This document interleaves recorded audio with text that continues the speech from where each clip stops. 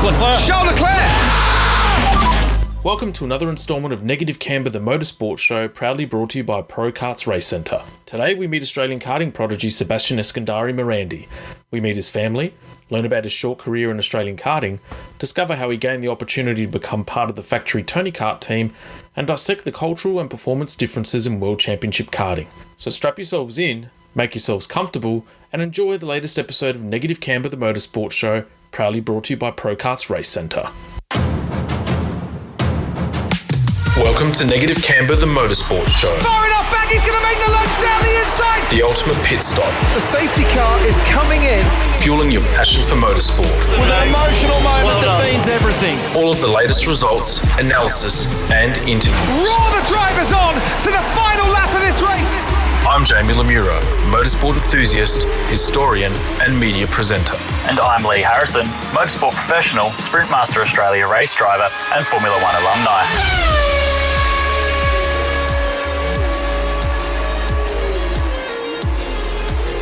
Welcome to Negative Camber, the Motorsport Show, and really honoured to have young gun Sebastian Eskandari-Marandi on the show, and his family as well. So Kelly, his mum, and obviously Bowak, his father as well. So welcome to the show, to all three of you. It's a pleasure and an honour to have you here. Thank you. Now, Seb, I'll start first and foremost. Firstly, congratulations on sort of making the trek and the adventure to overseas and really starting to, I guess, carve your career out in motorsport and wherever that takes you. Tell us, I guess, what was the steps and the process in getting to Italy and racing for the Tony Kart team?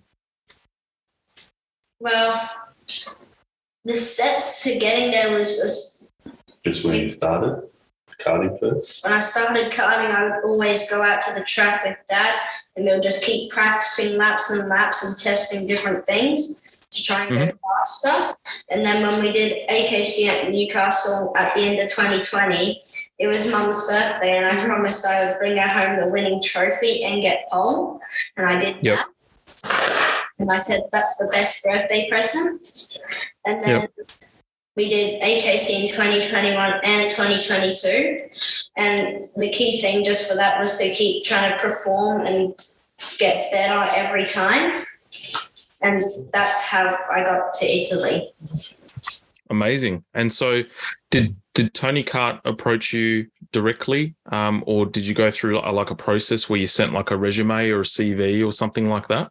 That would be for Dad to explain. So on the back of sort of Seb in 21 when he won the Cadet 9 AKC, he was 8 years old at the stage, and he was a youngster at that point. And when he won that championship, we put a request into Karting Australia to maybe move him up to the Cadet 12, which at the time was the age of 10 to 12. Mm-hmm. At this stage, he started the Cadet 12 year, he was still 8.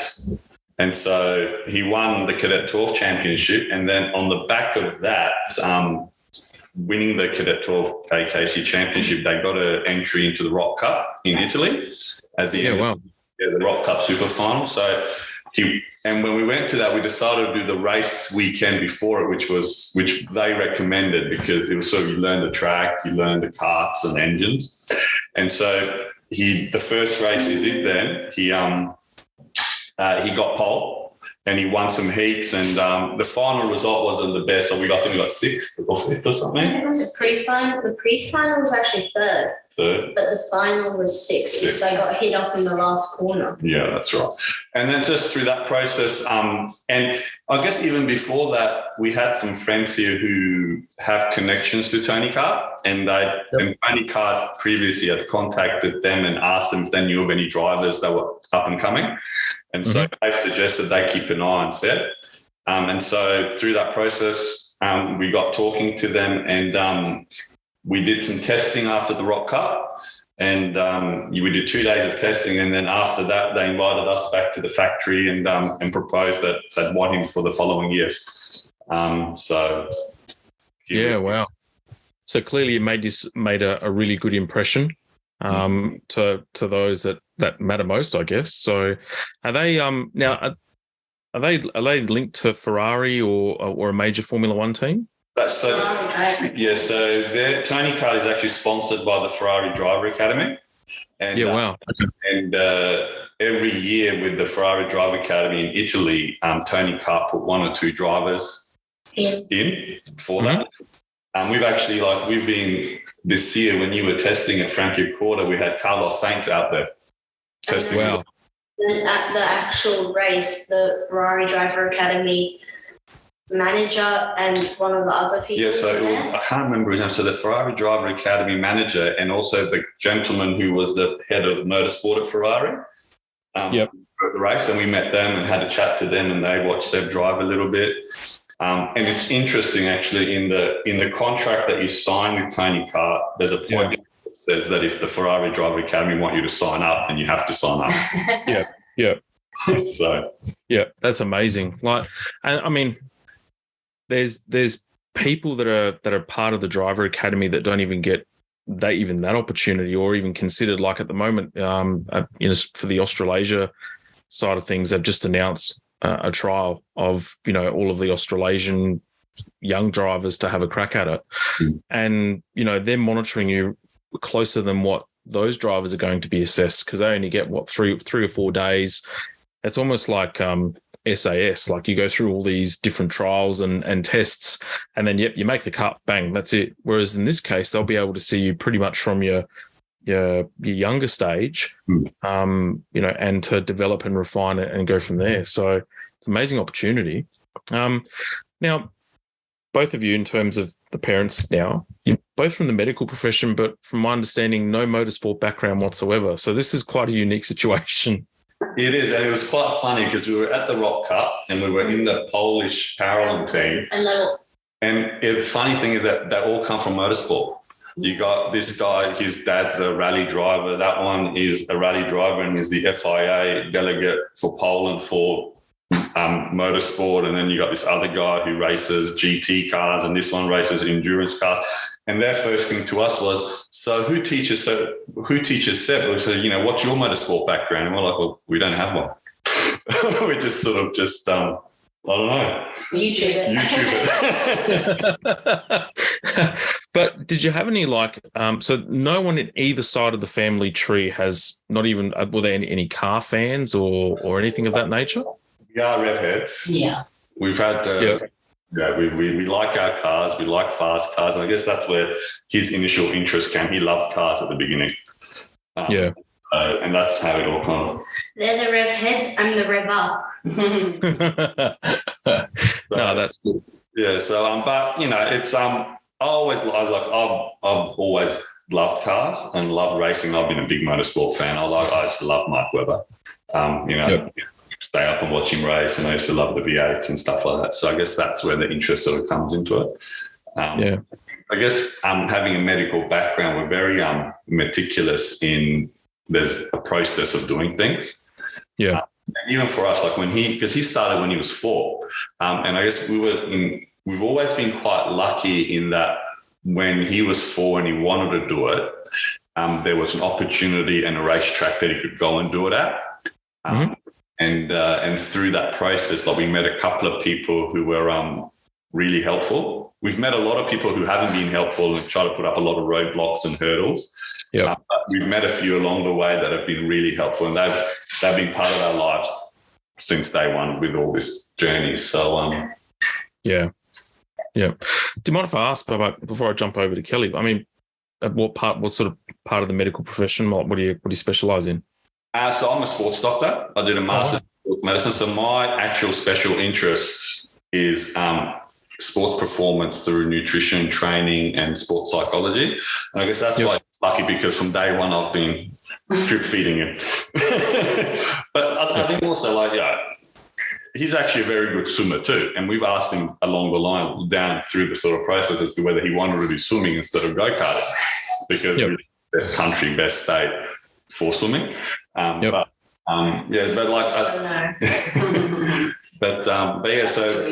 sports medicine and sports performance, I guess that's probably what helps him and us, because we kind of have an idea and we have a process of how we feel or think things need to be done. Yeah. So you'd almost become, would it be crazy to assume that you'd be Seb's almost like his personal trainer? So you could almost tailor an exercise program to have his muscle strengthened, or cardiovascular system and that type of thing as well? Yeah, that's what we focus on. We try to do it and keep it fun. And that's what we try to do. So with his sort of limitations of his age and his size and things like that, and not to overdo it. And he says that his endpoint is X, and so we break it down into lots of small goals, and we know where we want to be in 5-6 years, and so we work towards that. Yeah, fair enough. And I mean, hey, Seb, swimmer, that's not so bad. It's a life skill. At least you know you're going to be okay in water, so that's the main thing. That's what I tell my kids anyway. So it's it's interesting. So yeah. Kelly, yourself, you're medical profession as well. Yeah, I'm a registered nurse, and I was working in the operating theatres. But now I'm Seb's traveller. I'm the trainer now because my wife is at home, and so teacher. Yeah, I'm the teacher, the transporter, the personal trainer, everything. So yeah, I mean, so in regards to that, I mean, to literally put your career on hold, and to make that transition to Italy, how have you found it? What's been some of the things that you've liked, and what are some of the challenges that you've faced? Yeah, it is challenging because, you've had your own identity and work style, other contact and such, whereas now it's just Seb and I. And so becoming a teacher overnight's been hard, but Seb is a good student, so he's pretty clever. So I'm pretty lucky. And, but the language barriers have been hard. And, yes, it can be a bit challenging in Italy, of course, but because of the language barrier, I think, but we're managing, we're going okay. And as you can appreciate, Italians are very passionate. Yeah. Mm-hmm. Yep. The word they say is a swearing. Yeah. Look, if ever you need a translator, I'm more than happy to help. So, that's sort of just having to watch and not being able to say too much and things like that. Yeah. Actually, in Italy, it's English is now becoming a bit more of an adopted language. In many cases, they're actually throwing it out to all of their schools there as like a primary language to learn. Within the team itself, how you're communicating with the team, is it broken English? Is it in English, or are you learning Italian to communicate? Well, you are learning a bit Italian. I'm learning a bit Italian, but the English that they speak is very broken, and most of the words that I say they don't understand. Yeah. People translate a fair bit. Yep. No, that's fair enough. It's very good English, and he translates a lot, and then sends feedback whenever it gets passed across. And Yeah, great. Well, we'll jump off to a break. And then when we come back, we'll continue this discussion. It's been really cool so far. And what we'll do is we'll tap into a little bit more about motorsport heroes and I guess from your side, Seb, the racing culture behind what you're finding, the differences in Australia and also in Italy as well. Okay. Sounds good. Thank you. Welcome back to Negative Camber. Seb, tell us a little bit more about the quality of racing, say, in Europe compared to what you've faced here in Australia. Well, first of all, if you try to pass them and you're alongside them, they'll swerve into the side of you and try to drive you off track. Or if they're behind you, they won't try and pass. They'll just run into the back of you and try and spin you. And that's something that I experienced a lot when I first started. But now I'm starting to get a bit more assertive and I'm working on it. Yeah, wow. And here we are critical of driver standards here in Australia, Lee. And then you hear that. It's on another level. And it's funny because at the beginning of the year, the team would tell him, someone would swerve and hit him and try to run him off the track. And he'd come in and the first thing they would say to him is that whatever the kid's name was, let's say John, for example, next practice session, John, he's not finishing the session. You are putting him into the wall. That's what they would tell you. And so we're thinking, well, if they're saying that to Seb, that's probably what's been said to the other 130 drivers. Yeah. And so, but because I guess he was a bit of an unknown and they didn't know him, they didn't really respect him. And so they would just barge their way through.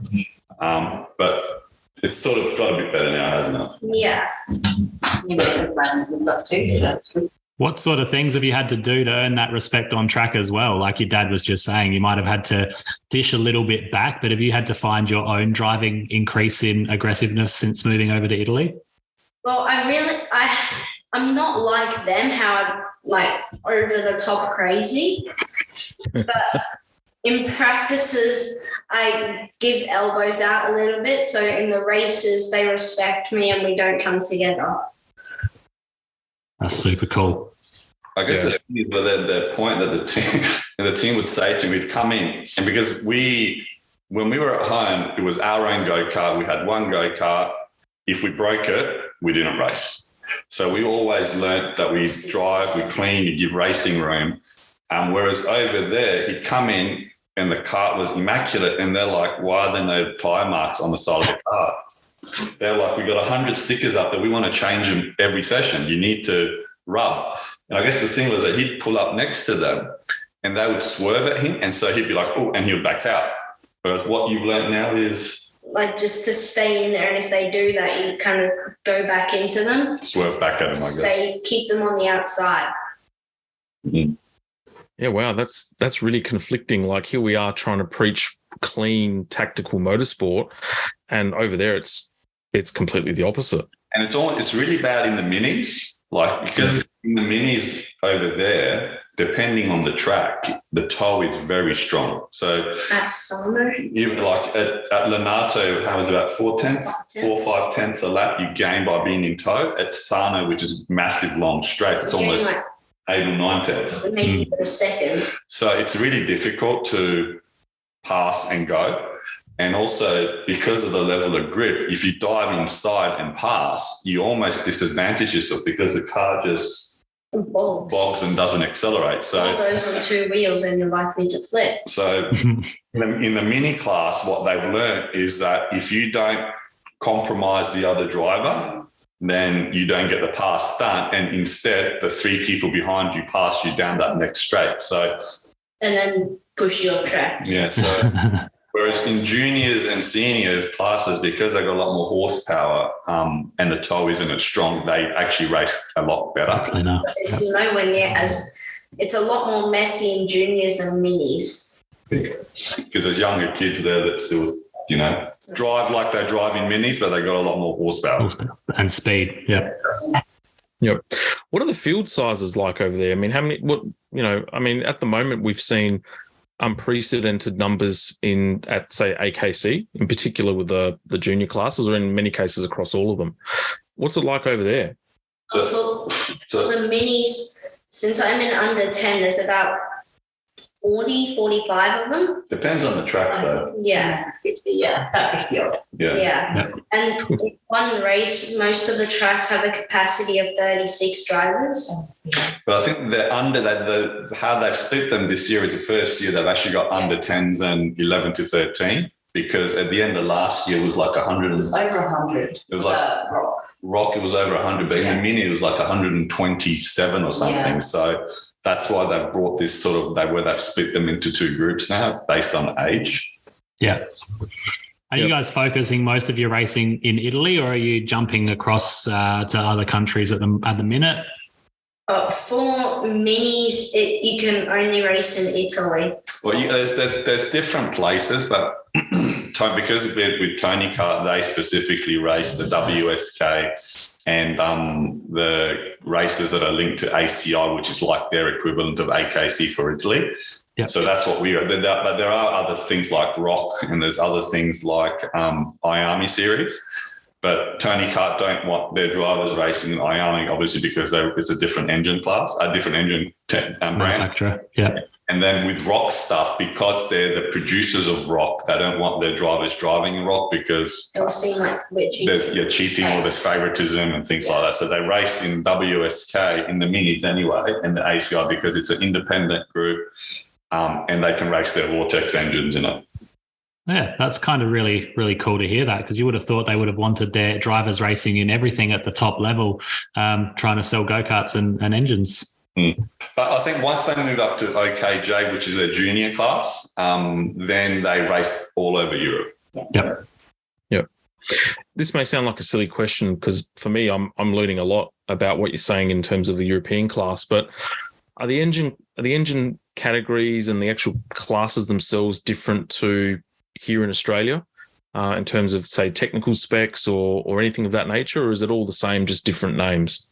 They are different. So they run, so for the minis, they got, it's GR3, which is a mini class, and whether you're under 10 or 11 to 13, it's same weight, same engine, everything's the same. Whereas here they got 9 and 12 with the restrictors and the different weights. And then also in the minis, we have the flaps on the side. Yes, and the mini engine. So in Australia, we run the rock engine, whereas over there they run the mini engine, and there's Mini 60 engine where there's 4 different engine brands. And so, like there's the factory teams, and Tony Kart's the only one that produces its own chassis and its own engine, the Vortex engine. And then there's other factory teams like CRG, Energy, Paralym. They build their chassis and then they get engines from the other 3 manufacturers. And the funny thing is, what we noticed at the end of last year was that in the GR3s, out of 123 drivers, there was 3 in the third one. There was only 3 drivers out of 123 that had the Vortex engine, and they were the Tony Kart drivers.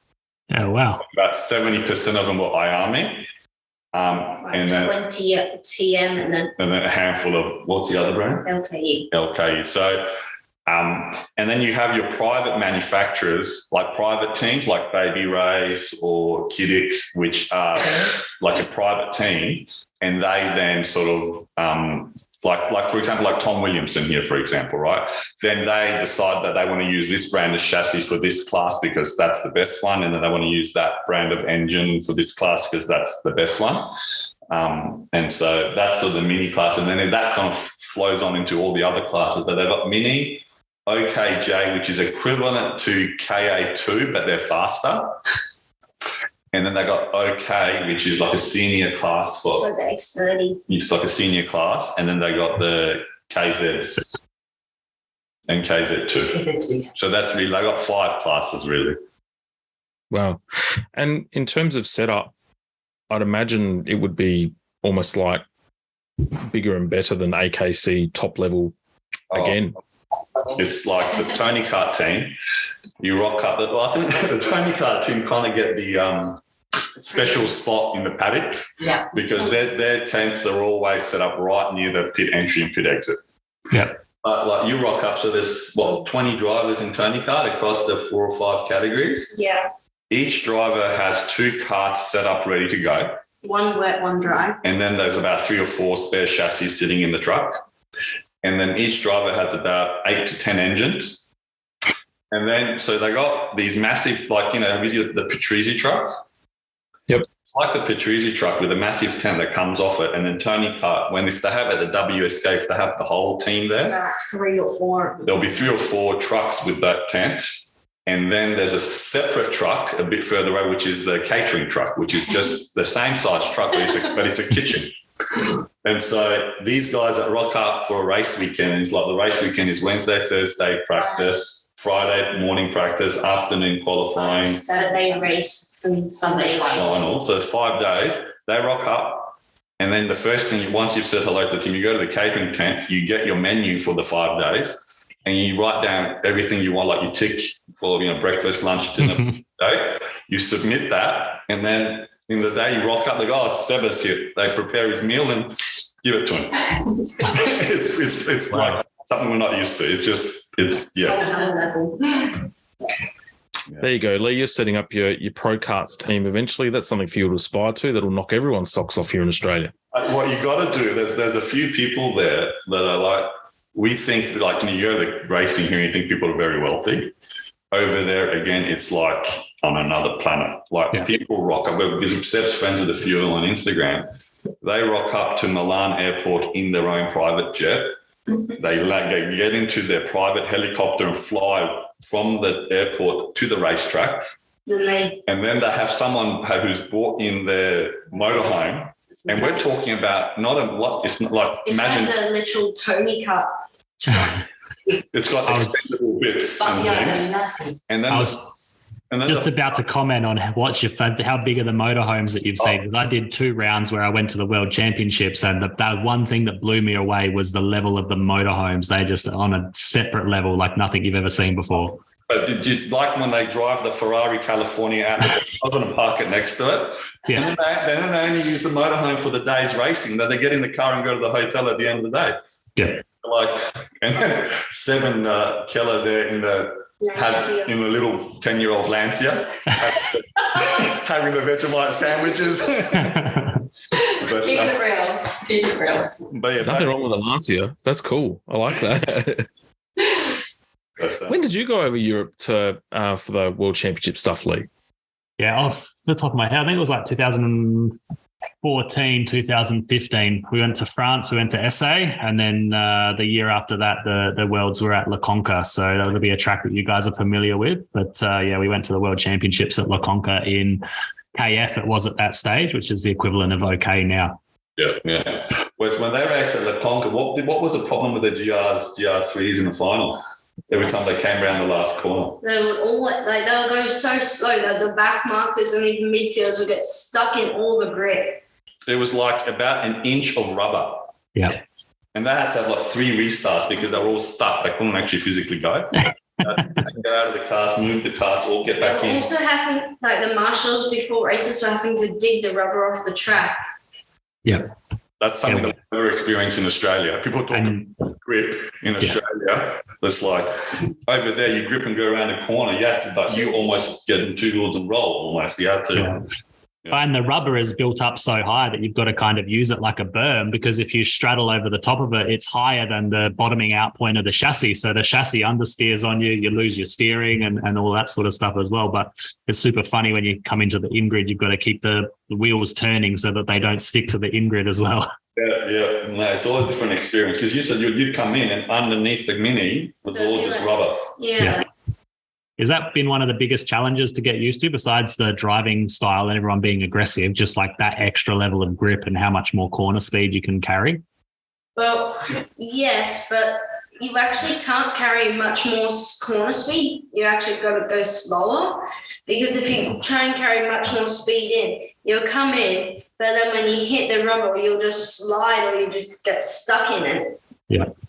And so you kind of got to go slower, but then hit every curve to try and stay on the inside of it. You almost have to straddle the curb and get the outside tyre between the 2 rubber marks for the Minis, because they've got no horsepower. But I think the thing that you've struggled with the most is that Seb's style of driving has always been almost like a MotoGP bike. You like a lot of front end. He sort of almost comes in before the apex. The car's already rotated and it's in a controlled slide. And so he's already on full throttle before the apex of the corner, cuts the apex and goes. And so you can't really do that there, because you got to get it. You got to come in, brake, turn and go. So that's been a bit of a thing that we kind of struggled off at the start too.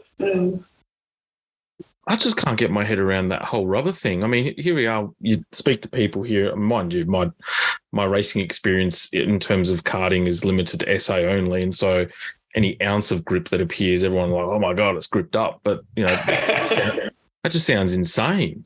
Yeah, you can if at Leonardo, you can go for a track walk in after the first 2 or 3 days when the rubber's built up.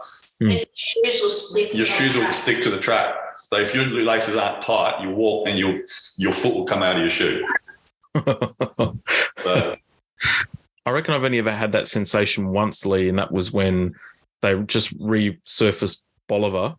And I think, they were about to resurface Bolivar, and they'd had City of Adelaide, and it was just before it was just after AKC. And it was rubber everywhere. And not even close. And not even close. Yeah. Not even close.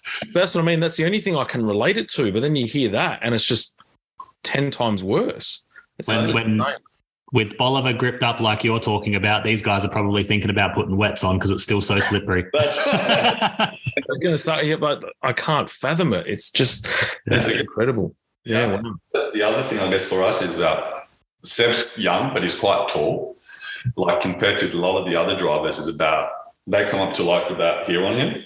Yeah. So that's something that the team really struggled with at the beginning, because as soon as it gripped up a little bit, we just we'd start the weekend, we were half a second quicker than everyone. Especially when it's cold in the morning. Yeah, but then and especially since I had a big seat because I'm really tall, and then they put one of the small seats from the little kid in the team, and we ran down in the group, and sure, it's better, but the chest guard that I'm wearing is over the top of the seat.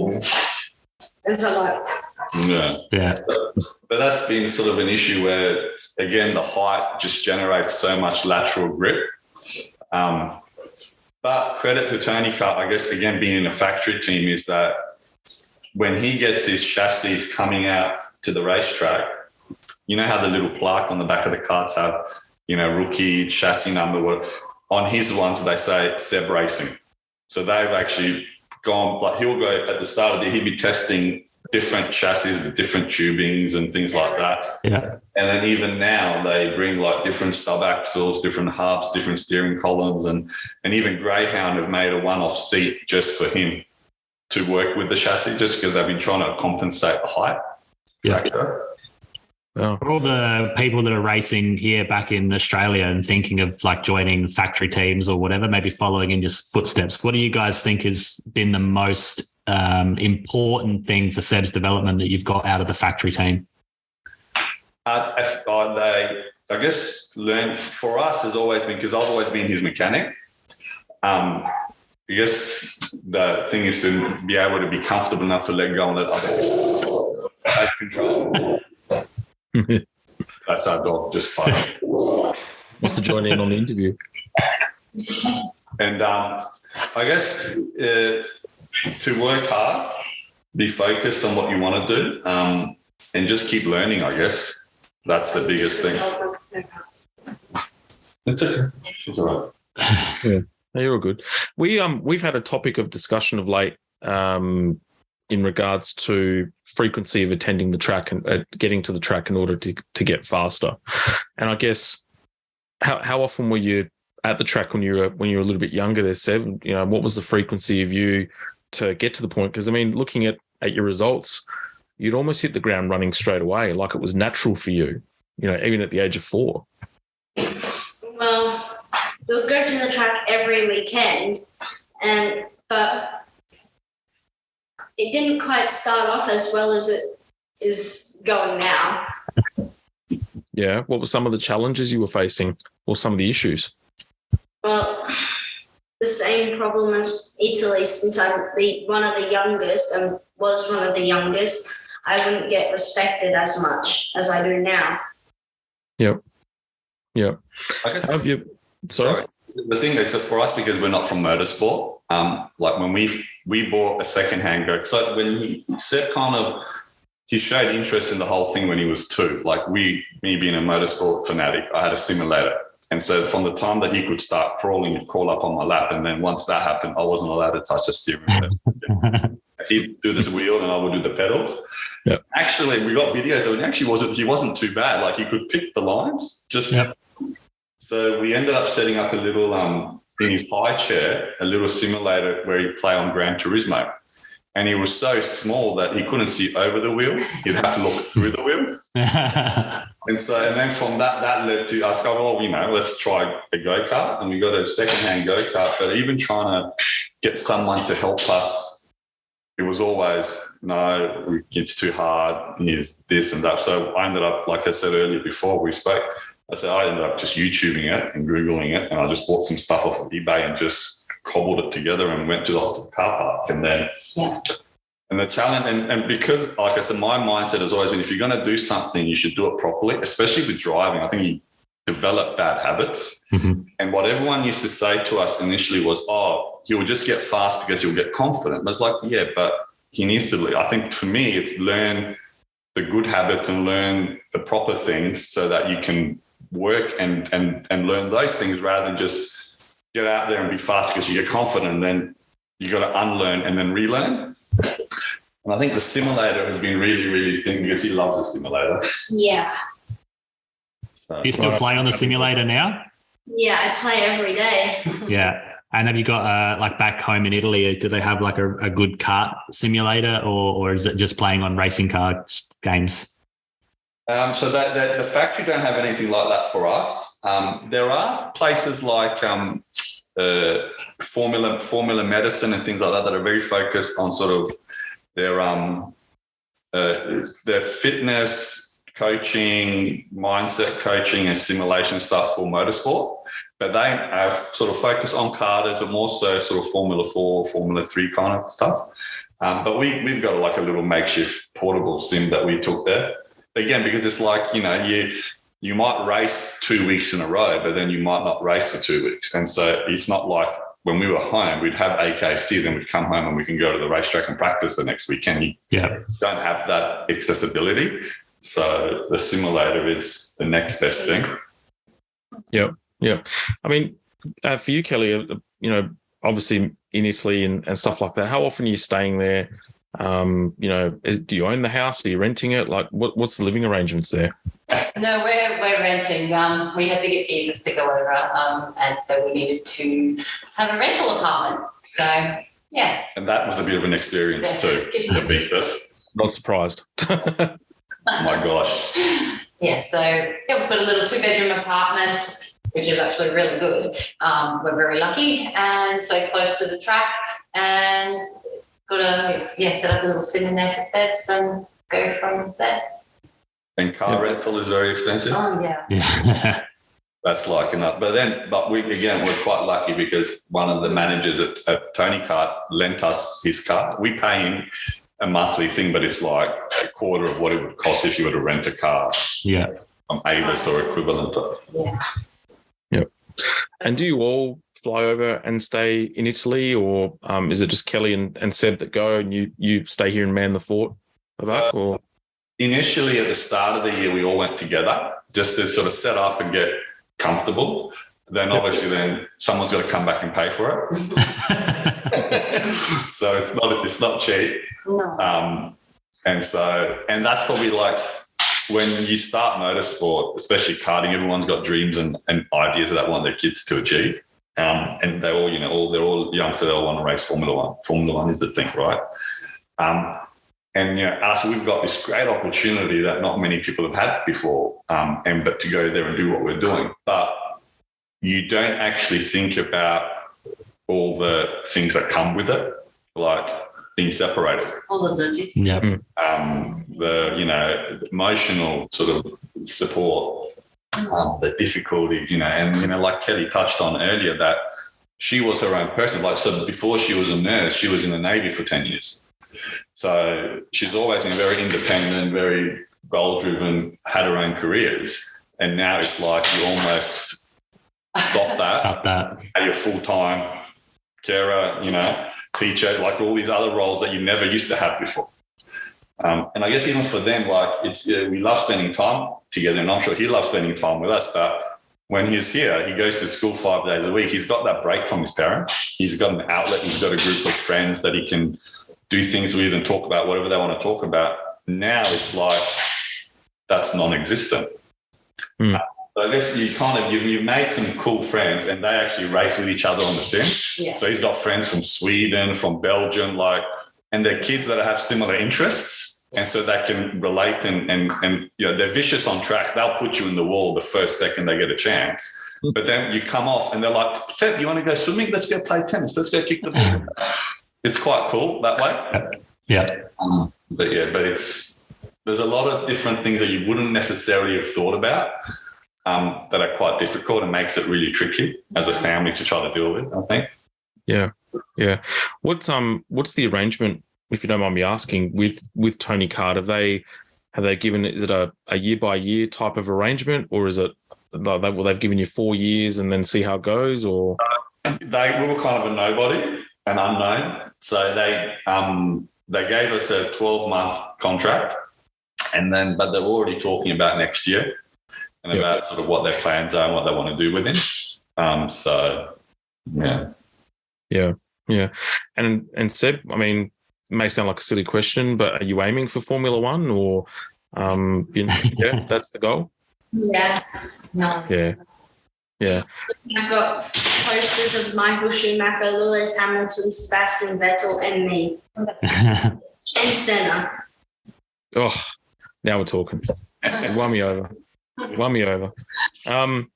Yeah. So see, Lewis, another Lewis supporter. Sure. Yeah. The only good guy, or the only good driver he was missing was Max Verstappen off that wall. Well, you should ask yourself, who's your all-time favourite driver? Michael Schumacher. Who's your favourite driver now? Max Verstappen. So, you've got to pick 2 tracks, one from Australia and one from overseas. What are your favourite 2 tracks? Bolivar here and I'd actually say Bulga Brata, the last track that we raced at. What's special about that track? It's just very similar to Australia, like all the hairpins, the chicane. Then it's kind of a tight, twisty and windy track. Yeah. Whereas like a lot of the other tracks over there are much more fast and flowy, aren't they? They're like, sometimes like Sarno, some parts of Sarno are like 12 metres wide. Yeah. And, as a mini driver in tow at Sarno, what speed are you hitting down the end of the straight? 118, 119. Kilometres an hour, like. And look, we're talking back on the grip level. At Sarno, at 118 kilometres an hour at the end of the straight, by the end of the weekend, there is so much grip that they don't brake. Yeah.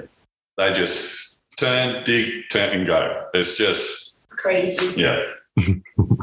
So I guess whereas Val Labrata is more similar to you because he was narrower and he was a bit more technical and he actually had to position the car to make the car rotate and do what he wanted to do rather than just foot to the floor and just go. Yeah.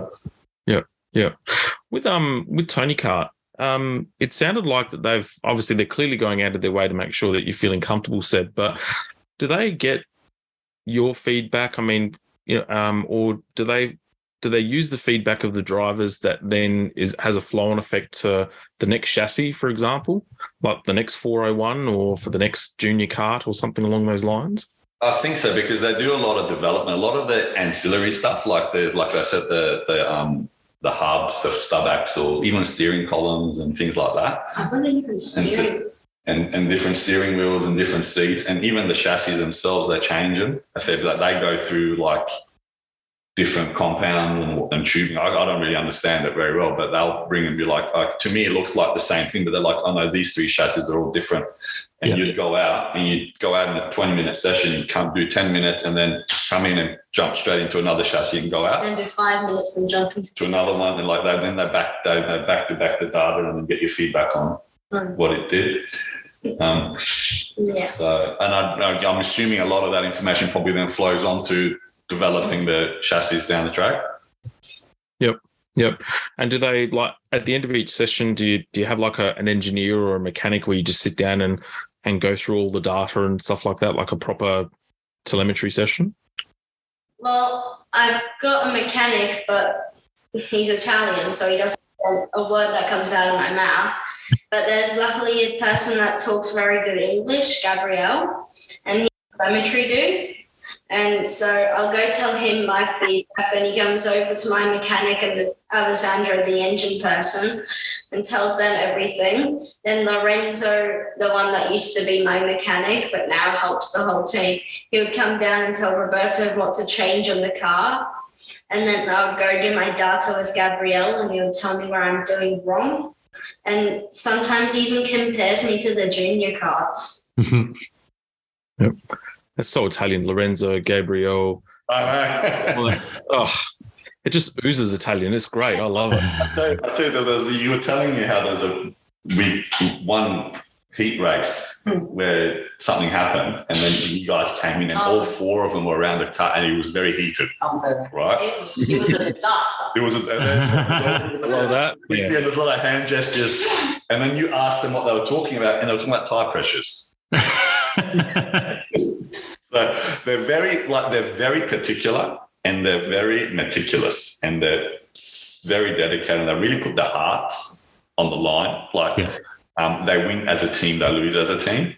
And so that's the passion just flows onto everyone else. Do you know what I mean? Like you feel like you want to perform for them. Yeah. Like that's just They feel like they try and get everything good, and so I can perform and They care. Yeah, that sounds cool. Do they give you? Looks like you got some pretty good swag there in terms of t-shirts and stuff. Do you get a nice bit of kit, like obviously the race suit? Oh, so one of those trucks. So they have like 3 or 4 trucks that are where the tents come off for the carts. One truck is for engines, and one truck is for carts. Another truck is for merchandise. And so these guys, as their drivers, like you go up and like, oh, my shoe is feeling a bit tight. They give him the next pair of shoes, size up. Here you go. Race suits, hats, it's amazing. 7 suits in a box for me, and they're all 10 centimeters up from each other. Yeah. Your initial kit that when you joined the team was a big gear bag with all the undergarments and balaclavas, the helmet, because they're wet boots, dry boots, wet gloves, dry gloves. Because they're sponsored by OMP and RI. So everything is OMP, everything is RI. Yeah.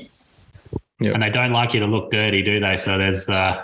So like if you're doing 5 race series, there's 5 suits. So each race series, another suit. And it's like, and you come in and like I said, the car, if the sticker's got a mark on it, they either clean it or replace the whole sticker. Wow. That's incredible.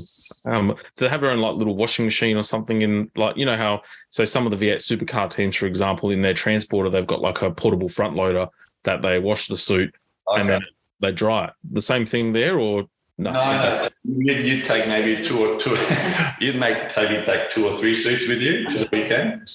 Often leave a good clean one for the final because that's televised, and then you use the other ones for the practices and the heats. Yeah. Yep. That's amazing. I can't get over it. Like, I love my swag. So I'd be in my element in the merchandise section of the truck. So, yeah. But with, like, do you have ambitions or do you have a desire to sort of come back to Australia, race a couple of rounds while you're here, and then go back to Italy again in like your sort of off season, or it's Italy, Europe, that's it? You're not worried about what happens here and down under anymore? I guess we initially wanted to come and race a little bit here when you come back, but the advice we got from the team and a few other people was that because the grip is the conditions are so different, that it changes a little bit of way how you drive. But also you kind of feel like if you're here, you got a bit of a target on you, and everyone that gets on track with you has a point to prove. And so the team were like, we don't want him to get injured because someone's trying to prove a point. Whereas I guess over there you're doing what's expected of you, and everyone's there doing their thing. There's no I guess egos or anything like that. Everyone's just there doing their thing. And like I said, everyone knows what to expect from everyone else on track, and then once you come off track, it's like forgotten about and you move on. So he would have liked to have come and race. We were actually thinking of doing the City of Melbourne titles that just went by. But again, it was like advice from a few people, and the team was that they said they wanted him to be in the kart, but they just wanted to keep it quiet, like keep it low key. Yeah. And we feel like obligated to, I guess, listen to their advice and do what they sort of request. So. Yeah. And you're talking about their special chassis with your name on the back of it. Are you going to purchase one of them and bring it back home and hang it up on the wall for each year level that he goes up? Would like to. That'd be pretty cool. But when you won, so you won the Rock No, not the Lots, the Mini Super Cup Championship. That was Tony Kart's first championship for Mini in 15 years. Yeah. Trophy. And so it was like, it's funny because the race was on the Saturday, and on the Sunday, all the Mini team, mechanics, engineers were all out at lunch, and they sent Kelly a photo of them all saying cheers to Seb. So that was super pumped. And then when we went to Sarno the next race, I had my trophy and I gave it to Alessandra, the engine person. But I said at the end of the year, you have to hang my card up with the engine and the trophy. So, yeah. So we'd like to get one of those cards at some point, but my God, I don't know how much it would cost to transport it back. So, yeah, especially with the current freight prices and all that sort of jazz, it's not a cheap exercise. I had to send them their schoolwork. It was like 11 kilos in the box. If I was going to send them with DHL, it was like $680. What? I know. And then I sent it with Australia Post. It was $250 something. Yeah, wow. Far out.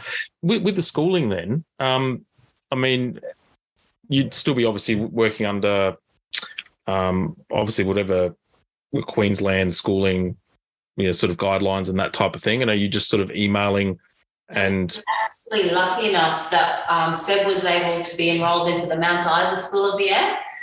Yep.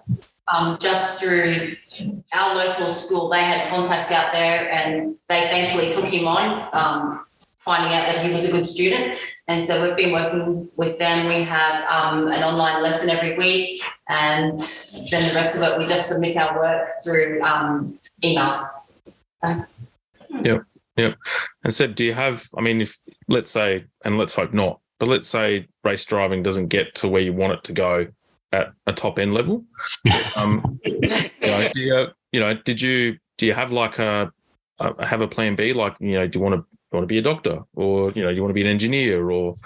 I honestly don't have one. All my focus is on karting, but if it absolutely didn't pay the bills, I would love to be a swimmer. Nothing wrong with that. Michael Phelps. Yeah. He forged a pretty good career. That's not so bad. He's not competitive at all. Nah, not at all. Nah. That's just, I'm being sarcastic. So you're very competitive. Yeah. Could have picked anything else in the world, but you picked wanting to excel at swimming, another sport. Very competitive. But, are there a lot of girls racing overseas? Like, are you racing against females at all? There's no girls in the under 10s. Are there any girls in the mini? Oh, in the GR3? I think there's one that's Hakkinen. Yeah. Yeah, Hakkinen's daughter. Maybe one or two. There's a Maybe couple. 2 girls in the GR3s, but there's no in the under 10. No, but there's a handful in the OKJ and OK. But touching on that, is the other surreal thing is I grew up watching people like Montoya, Hakkinen, Schumacher, and all these guys race. And then you're walking through the paddock, and then you see Montoya, and you have a chat to him. And then you had Mika Hakkinen talk to you twice. Yeah, he came up to me. And had a chat. Oh, that's pretty cool. And then so you're racing against his kids, you're racing against Verstappen's cousin, you're racing against Leclerc's cousin, you're racing against Harvick's kids. Like, it's just like you walk through the field and you're like, oh, that's so-and-so. And so kind of for us, it makes us think, well, what are we doing here? Like, yeah, it's like you don't belong because these people have been in that sport and in that industry, and they're somebodies, and we're kind of like, I don't know, average Aussies just going over there to have fun and race. I share that sentiment. When we went to the Worlds, it was the same thing. We had little Schumacher was there, and Giuliano Alesi was in one of the fields, and it's like, what are we doing here? We're just a couple of kids from Australia. Like, I think I was just barely into my 20s by then as well, and I was like, wow, this is absolutely unreal. Who were you there with, Lee? Who'd you go up with? Josh Tynan. Oh, right, okay. Yep. Yeah.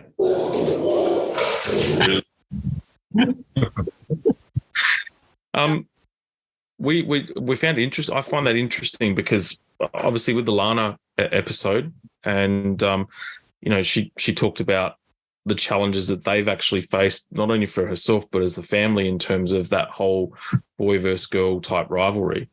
And it clearly not existing because there's not very many females racing in Europe at all, you know, and that kind of it's a little bit sad in a way because we as the show, we advocate women in motorsport, but clearly at the grassroots level, which clearly doesn't sound grassroots in some cases, there's still a massive, massive gulf that they've got to try and overcome. Mm. Yeah. No, very much so. But I find it interesting because you kind of think when it comes to motorsport, it's mostly equipment related. And so it's like maybe it's they don't have the interest or whether it's they have been introduced to it. I think we do a lot in Australia to promote it. And it's not really maybe in Italy or the WSK and stuff, maybe it isn't sort of promoted as much. Yeah. Because I guess with the WSK, it's like sort of the elite level of what you can do it at.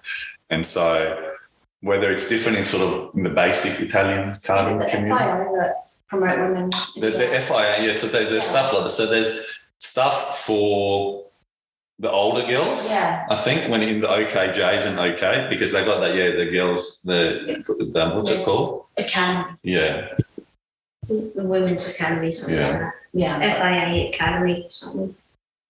But not the younger. Yeah. For some reason, not so much in the younger, sort of the under 13 age group.